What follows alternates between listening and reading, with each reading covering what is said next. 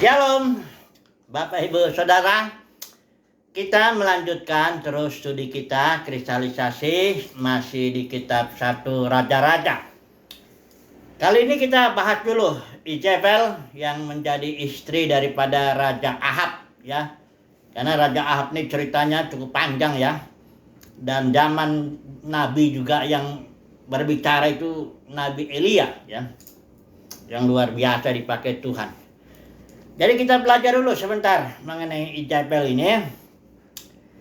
Karena Izebel ini sangat memberi pengaruh kepada Ahab ya. Bagaimana kepemimpinan Ahab itu sangat dipengaruhi ya oleh Izebel. Siapa ini Izebel ini?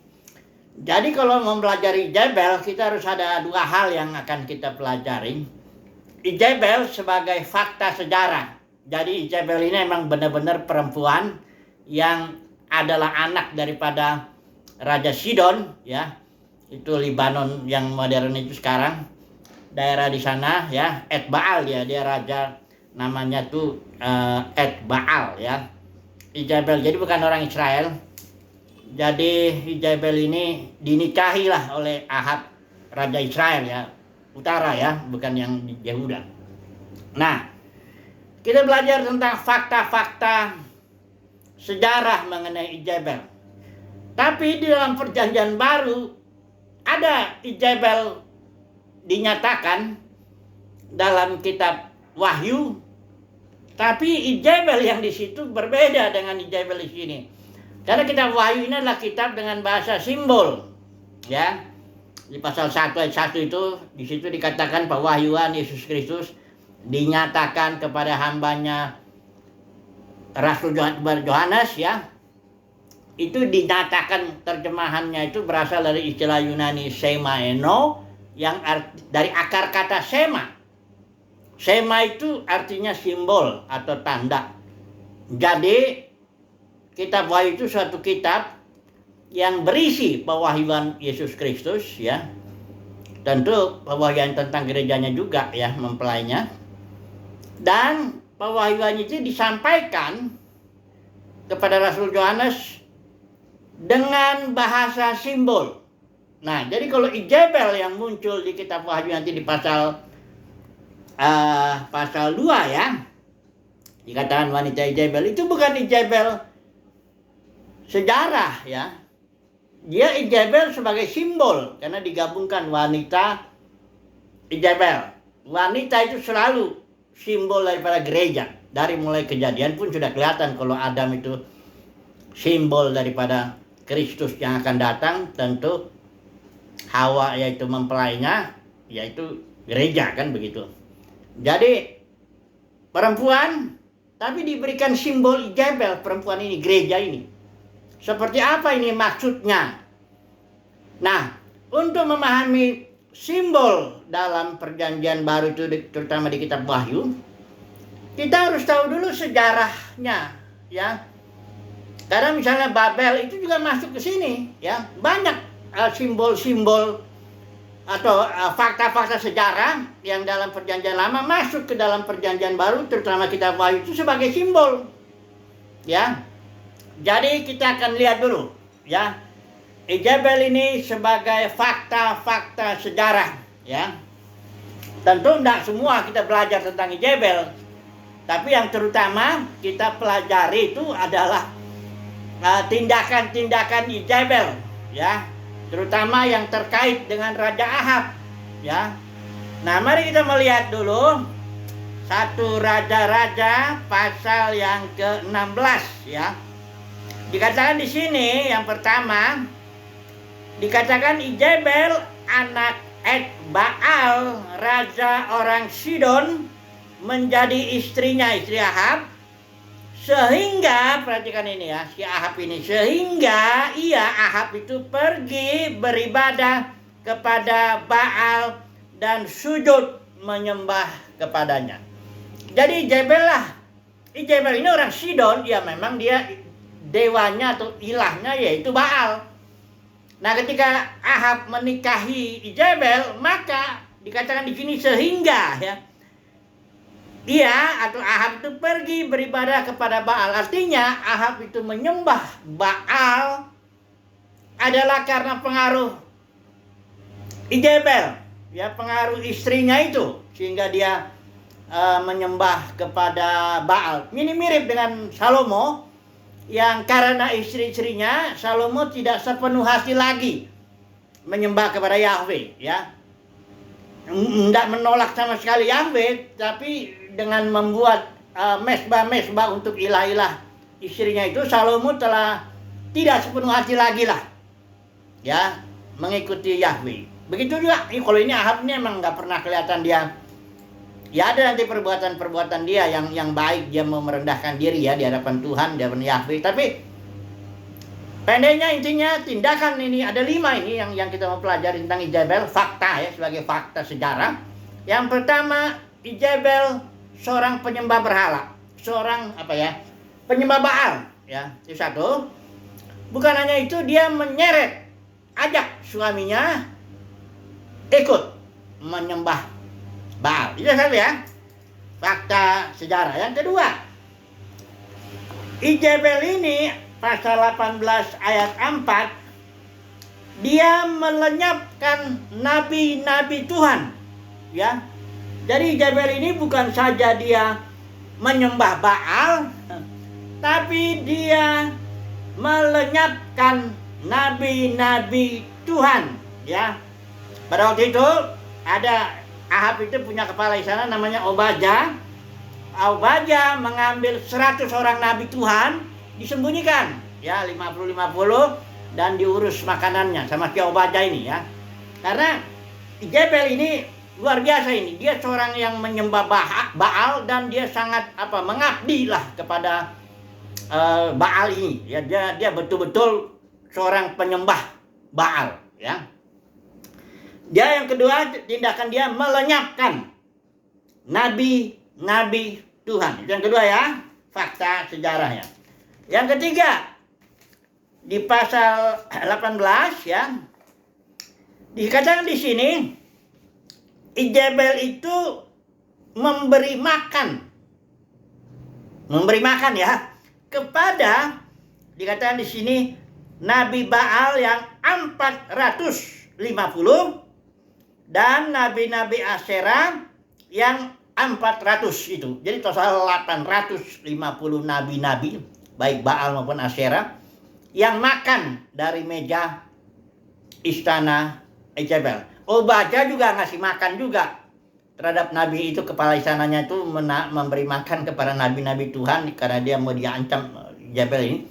Tapi tentu makanannya nggak terlalu enak lah, seperti yang diberikan oleh Izebel dari meja istana, soalnya ini si Izebel ini, ya.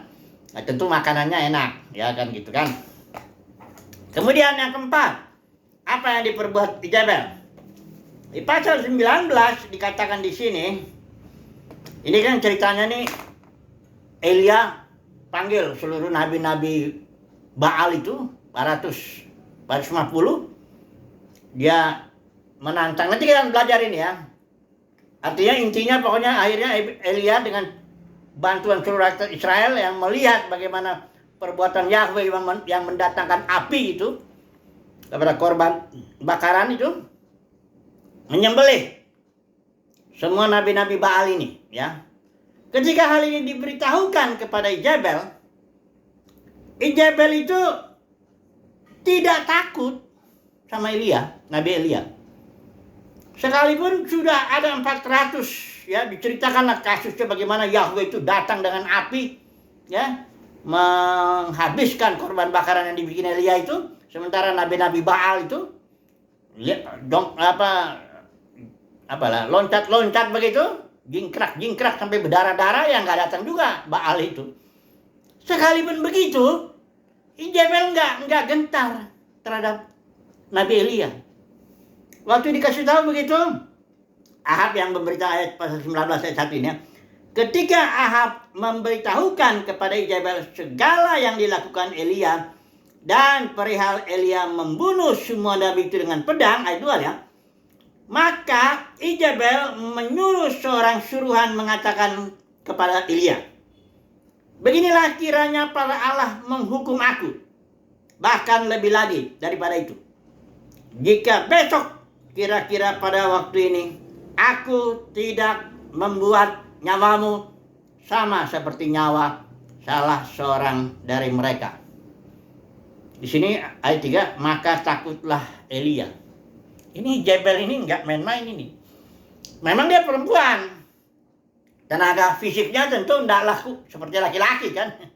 Tapi masalahnya Jebel memiliki apa ya?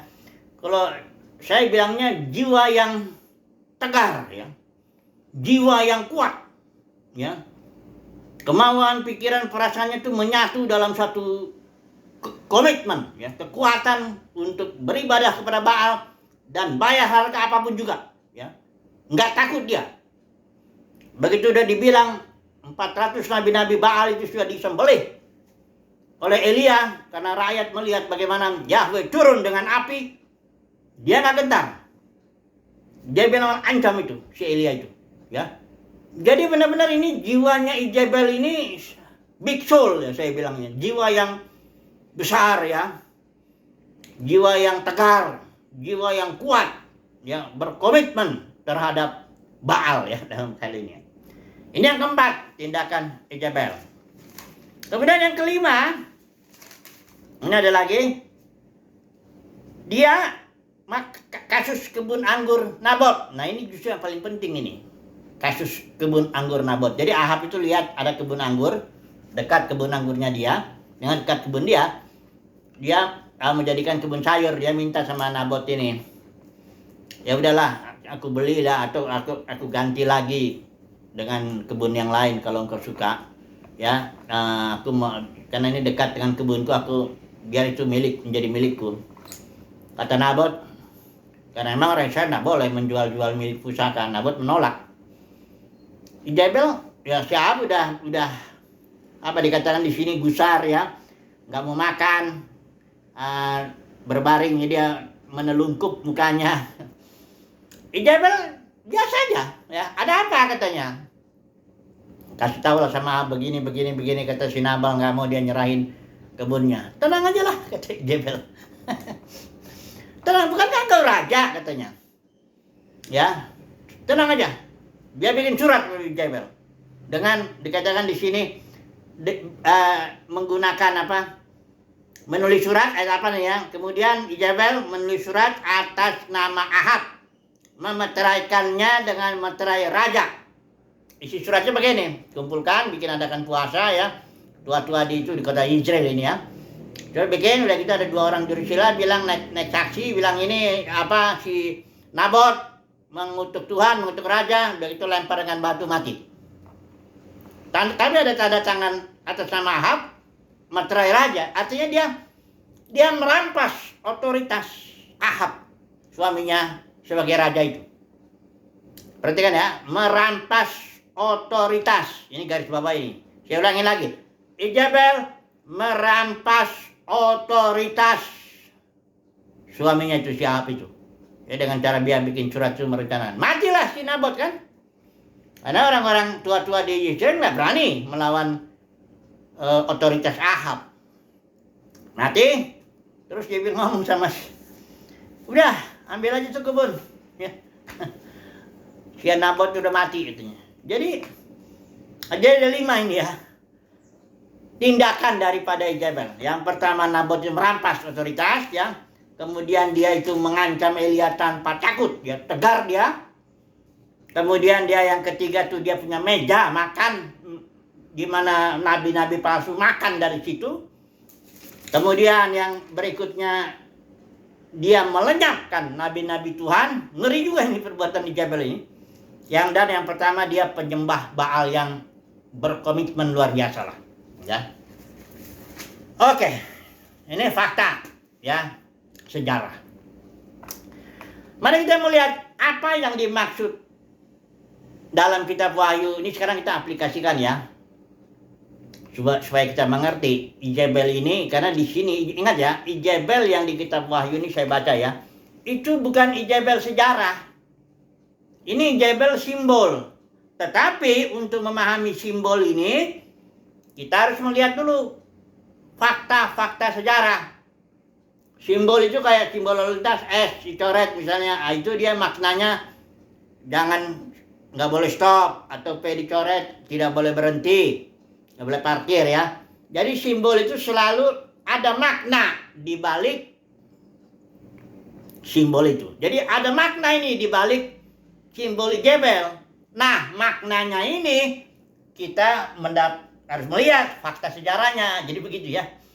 Nah, mari kita melihat dulu. Ayat 20 pasal 2. Ini pasal 2, pasal 3. Ini adalah 7 gereja yang dikirimi surat oleh Rasul Yohanes ya. Ini dari Pulau Patmos ini. Rasul Yohanes sudah dikucilkan karena firman Tuhan. Ini gereja-gereja yang jatuh di Asia Kecil. Ada 7 gereja sebagai representatif lah. Ini sebenarnya 7 gereja zaman, tiap zaman begini tipenya. Ada yang di Efesus, ada yang di Smyrna ya. Ada yang di Pergamus, Tiatira, Sardes, Philadelphia, dan Laodikia. 7 gereja. Di sini ada 3 ajaran, yang ajaran Ijabel, ajaran Bileam, ajaran Nikolaus, yang membuat gereja ini jatuh. Ya, kita udah bahas. Sekarang kita lihat dulu Ijabelnya ini. Fokus dulu kepada Ijabel. Adanya di gereja di Tiatira ini, ya. Katakan ya, ayat 20. Tetapi aku, kata Tuhan, mencela engkau karena engkau membiarkan wanita Ijabel, ya, membiarkan, dan yang menyebut dirinya nabiah. Jadi Ijabel yang di simbol ini, dia mengaku dirinya nabi, ya, atau pengajar lah, karena ada ajarannya. Nanti kita lihat dulu siapa ini nabi palsunya ini. Karena ini jelas dalam gereja ini ada Ijabel-Ijabel dalam kekristenan. Nah, ini kita mau mengenali, artinya mendeteksi lah, mengidentifikasi siapa Ijabel-Ijabel dalam dunia kekristenan. Dengan melihat fakta-fakta ini, terutama fakta yang dia melenyapkan nabi Tuhan dan dia merampas otoritas suaminya. Ya. Coba dulu kita lihat ya. Kemudian ya, menyebut dirinya nabiah. Dia mengajar, ya, sebagai pengajar ini si Ijabel di dalam dunia kekristenan ini. Mengajar, tapi juga menyesatkan, menyimpangkan hamba-hamba Tuhan supaya berbuat zina dan makan persembahan-persembahan berhala. Artinya supaya menyembah berhala. Nanti kita lihat dunia kekristenan berhalanya nggak sama dengan Baal yang di zaman Ijabel, ya. Saya udah pernah bilang, dunia kekristenan berhalanya apa? Berhalanya kemuliaan manusia. Kenapa demikian? Kemuliaan manusia itu begini loh ya. Kemuliaan manusia itu kemuliaan yang ditopang oleh harta kekayaan, penampilan, sekolah yang bagus ya. Terus apa? Pendeknya hal-hal yang jasmani yang bisa dilihat lah dengan mata. Kemudian dunia kekristenan begitu. Kenapa? Saya beri satu contoh aja. Kalau ada dibilang pendeta besar, pendeta yang dipakai Tuhan luar biasa. Apanya yang besar? Apakah batinnya? Karena kalau batin tidak bisa kelihatan. Mana bisa kelihatan batin kita? Hanya Tuhan dan kita sendirilah yang tahu sebenarnya apakah kita ini cinta Tuhan atau tidak. Apakah kita melayani untuk menjadi kaya atau tidak. Segala yang di dalam batin. Karena manusia itu melihat yang di luar. Tapi Tuhan melihat yang di dalam. Nah, dalam dunia kekristenan kalau ada dibilang, oh hamba Tuhan luar biasa. Dipakai Tuhan lah. Hamba Tuhan besar, pendeta besar. Biasanya begitu. Udah pasti yang dimaksud itu. Yang mengikuti dia banyak. Ya. Makanya dia besar dibilang. Kalau nggak banyak yang ikutin dia, aja nggak dibilang besar lah pendeta itu. Ya. Kedua, tentu fasilitas yang dia miliki, baik harta pribadinya maupun gedung yang dimilikinya, itu besar, banyak, gede, atau bagas megah lah, entah apalah itu namanya. Pendeknya begitu. Sekolah teologinya, biasanya ada juga ini pengaruhnya nih. Karena orang-orang yang bersekolah teologi umumnya rada ngerem, lu kan bukan teolog, kan gitu. ya, kaum awam. Nah, ini nanti itu sebenarnya ajaran Nikolaus tuh. Ya. Kemudian karunia-karunia si pendeta besar ini pastilah yang bisa dilihat dengan mata. Termasuk kepandaian berkhotbah juga, karena kan itu bisa didengar, lucu, kocak, enak kalau dengar dia, rasanya segar gitu, apa semangat dan sebagainya, itu kayak motivator, kita dimotivasi dan macam-macam. Tapi tentu juga yang penyembuhan, mujizat, nubuat yang spektakuler lah karunia-karunianya itu ya. Sebenarnya itu karunia berasal dari Tuhan, tidak masalah kalau memang itu dari Tuhan. Cuman masalahnya dalam dunia kekristenan yang disebut pendeta besar itu yang lahiriah. Kemuliaannya, kemuliaan seorang pelayan, pendeta atau apapun namanya lah, itu adalah kemuliaan yang lahiriah, bukan yang Christ in you, the hope of glory, bukan kemuliaan batiniah. Itu persoalannya. Makanya saya bilang berhalanya, karena Alkitab ini jelas batiniah, perjanjian lama memang lahiriah. Gedungnya, bait sucinya dalam perjanjian lama itu gedung betulan. Dalam perjanjian baru, bait sucinya adalah kita orang. Ya. Kemudian dalam di sini kerajaan itu jasmani, kerajaan Daud, memang dia jasmani. Yang di sini kerajaannya kata Yesus enggak dari sini, kerajaan Mesias, Christ in us. The kingdom of God is within you. Batiniah, enggak bisa dilihat dengan mata. Kemudian di sini musuh-musuhnya jasmani. Ya, musuh Israel itu 7 bangsa itu. Kalau di sini musuhnya spiritual, ya. Kemudian di sini ibadahnya mesti di satu tempat, ya, di gedung ini, di Yerusalem ya, kalau khususnya itu tempat di mana nama Tuhan ditaruh situ. Kalau di sini Yesus bilang ibadahnya dalam roh dan kebenaran, batiniah lagi.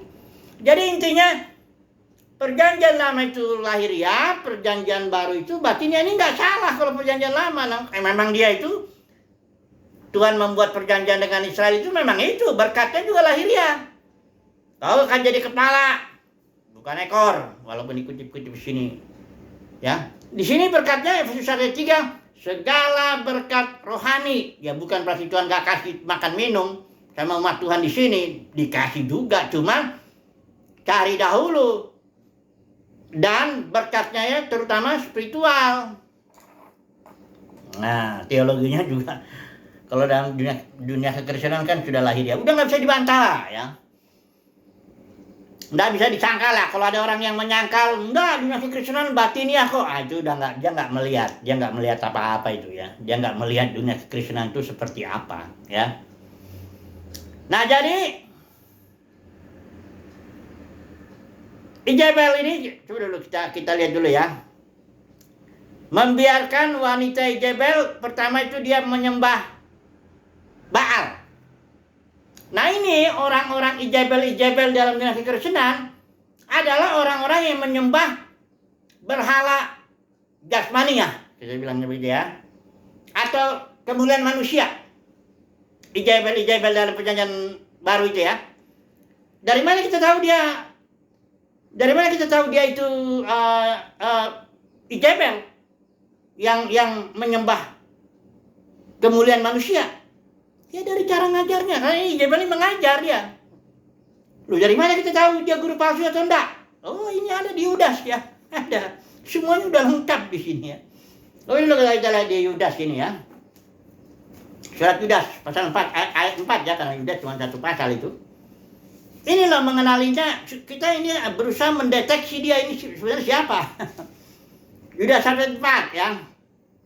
Karena ada orang-orang tertentu ini zaman rasul-rasul masih ada ini, menyusup dengan diam-diam mereka selalu terdaftar dalam penghakiman, yaitu ini konteksnya guru-guru palsu ya, dibilang sini orang-orang fasik yang menyelewengkan anugerah, ini seperti LT ya, yang menyelewengkan anugerah Elohim kita ke arah rangsangan badani. Jadi para pengajar ini tipenya Izebel dalam dunia perjanjian baru ini, dalam dunia kekristenan saat ini. Izebel itu cara ngajarnya, ketahuannya begini. Dia akan bicara tentang kebaikan Tuhan. Dia akan bicara tentang kasih karunia Tuhan. Dia akan bicara tentang bagaimana Tuhan itu gembala yang baik dan macam-macam semuanya lah. Tapi dia nggak akan mengarahkannya kepada berkat spiritual. Dia nggak akan mengarahkan kepada orang supaya orang tuh mencari hal-hal yang batiniah. Tapi dia arahkan itu kepada hal-hal yang badani atau jasmani, materi, kira-kira begitu. Dia nggak bicara tentang dia dosa itu meleset doang, dipelesetin. Jadi orang kaum yang belum yang nggak tahu dia. Karena dia pikir betul memang kasih karunia Tuhan, memang kita harusnya kaya, betul kasih karunia Tuhan, memang kita harusnya sehat, betul.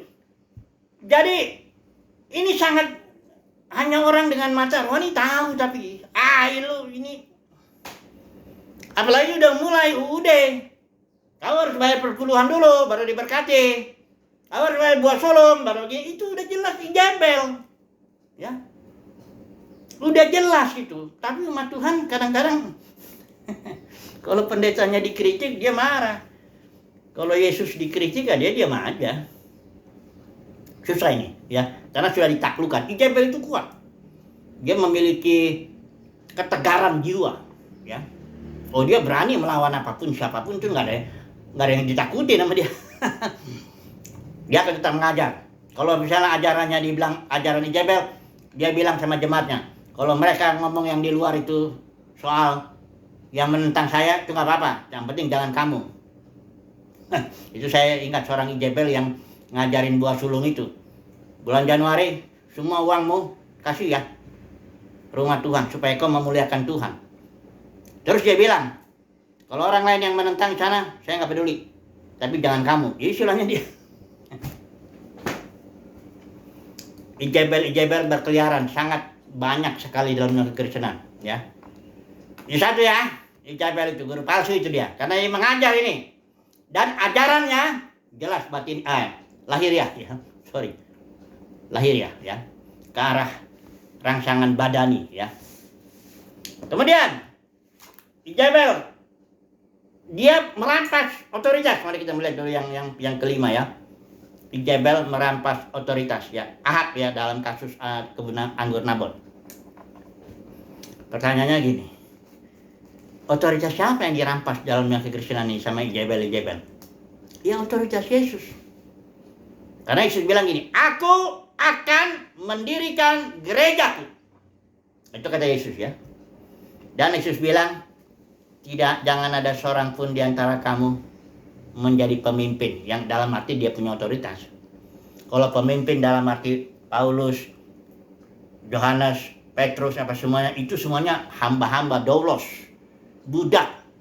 Dia tidak punya otoritas apapun. Dia tidak ngatur-ngatur apa. Dia hanya melayani, memperlengkapi sesuai dengan yang dikatakan dalam Efesus 4. Tuhan Yesuslah yang memberikan rasul, nabi, penginjil, gembala, pengajar untuk memperlengkapi orang-orang kudus, dan pada gilirannya orang kudus ini yang membangun tubuh Kristus. Hanya memperlengkapi. Tapi kalau dalam Kisah Para Rasul 20 kan kita tahu, Paulus bilang, serigala ganas akan menyerang kamu, para penatua di Efesus itu. Kau akan menarik murid-murid kepada dirimu. Dan engkau akan merasa, ya katakanlah berotoritas lah. Dan banyak nih suara-suara Jebel. Kalau dia bilang gini, saya di sini, ini ada Jebel yang terbesar. Besar juga dalam kekristenan. Dia bilang, saya di sini ditetapkan Tuhan menjadi pemimpin. Nggak ada yang berani melawan dia, karena takut. Karena dia sudah ajarin juga Abbas. Ya ini biji mata Tuhan ini. Nggak macam-macam lah. Ajaran-ajaran itu yang menakut-nakuti jemaat juga. Saya ditetapkan Tuhan jadi pemimpin. Jadi seolah-olah dia punya otoritas. Bahkan Jebel ini kuat sekali otoritasnya. Wakilnya aja bisa dipecat sama dia kalau dia mau. Ya. Gedungnya juga milik dia biasanya itu. Ya. Kalau bendaharanya pasti biasanya istrinya itu. Karena nggak mau dia judas masuk jadi bendahara curi-curi duit. Nggak ada itu ya. Kita bisa lihat lah Jebel-Jebel itu yang di dunia kekristenan itu. Gampang kok mendeteksinya. Gampang ya. Tapi umat pilihan Tuhan pasti tahu lah. Umat pilihan Tuhan melarikan diri dari Jebel begitu. Ngapain? Karena dia ini seorang yang kuat. Dia ini seorang yang tegar lah ya. Jiwanya big soul gitu dia. Makanya dia bisa jadi Jebel. Kalau Jebel kecut ya nggak bisa. Ya, dia orang yang berani. Seorang yang dikritik pun dia akan masa bodoh, dia akan jalan terus. Dia merasa saya melayani Tuhan gitu loh. Merampas otoritas dia ini. Karena dalam gereja tidak boleh ada otoritas lain selain otoritas hayat. I am the life, ya otoritas hayat kayak tubuh, organisme. Siapa yang ngatur kepala? Siapa yang ngatur tangan? Siapa yang ngatur kaki? Hayat. Ya. Sementara pemimpin kalau di Kolose ini tertulis ini di Kolose itu dia hanya sebagai sendi-sendi ya. Perhatikan nih Kolose 2 ayat 19. Dan ente berpegang teguh pada kepala yang daripadanya seluruh tubuh melalui sendi-sendi dan urat-urat ditunjang dan diikat bersama tumbuh dengan pertumbuhan yang dari Elohim. Fungsi pemimpin dalam organisme ini adalah sebagai sendi-sendi, urat-urat yang menunjang, yang mempersatukan. Bukan kayak Jebel yang narik murid kepada dirinya, memecah gereja. Ya. Ini gereja dipecah oleh Jebel-Jebel ini. Sebagian narik ikut dia, sebagian ikut dia. Ya. Setiap aliran pasti ada Jebelnya. Gampang deh, kalau saudara mau tahu ya inbox saja. Supaya saya kasih tahu nanti Jebelnya siapa. Aliran mana? Atau gedung gereja mana? Denominasi mana? Saya kasih tahu nanti Jebelnya, gampang. Ada kok, banyak kadang alirannya langsung Jebelnya, nama Jebelnya di situ disebut. Ya kan? Tapi umat pilihan Tuhan tidak akan ketipu lah oleh Jebel-Jebel ini. Ya, perampas otoritas. Yesus sudah bilang, jangan seorang pun jalan ini. Matius 23 ya. Katakan, tapi kamu. Ya. Ini kan Yesus bilang ya, itu kursi Musa nih konteksnya nih ya. Di Taurat orang Farisi telah menduduki kursi Musa. Memang ada otoritas. Dalam perjanjian lama, ada kursi Musa. Ya. Tetapi kamu ayat 8 Yesus bilang, jangan kamu disebut rabi. Dalam arti guru yang berotoritas ya, bukan gak ada guru. Ada guru tapi tidak berotoritas. Karena ini konteksnya kursi Musa. Jadi kamu semua saudara. Ayat 9 ya, ayat 10. Jangan pula kamu disebut pemimpin. Bukan gak ada pemimpin. Tapi tidak ada pemimpin yang punya kursi Musa itu loh. Tidak ada. Kalau dalam kekristenan, banyak sekali kursi Musa. Ya. Jadi Yesus bilang barang siapa yang terbesar, dia menjadi pelayan, doulos ya. Hamba, budak. Bahkan jangankan otoritas, dia nggak punya nama pun nggak punya. Kalau budak itu zaman dulu itu disebut aja budak si Anu. Itulah dia gereja. Yang sekarang ini bukan gereja itu mah Ijabel ngajarin nyesatin, itu mah denominasi. Ya. Nah, jadi bagaimana dong kesimpulannya? Saya simpulkan dulu. Jadilah doulos, jadilah hamba. Layanilah umat Tuhan. Engkau tidak punya otoritas. Kalau umat pilihan Tuhan ya, dia akan jadi hamba. Hanya memperlengkapi aja apa yang ada. Soal bagaimana Tuhan pelihara dia, Tuhan pelihara. Ya, Tuhan pelihara dong hambanya. Pastilah doulos ya. Bukan hamba-hamba yang saya maksud Jebel-Jebel itu. Enggak. Itu dia punya meja lagi juga. Meja makannya. Wow. Meja salah itu. Nabi-nabi palsu pada makan di situ. Dapat duit di situ. Ya. Dapat gaji lah atau apalah. Oke lah, jadi kesimpulannya jadilah doulos.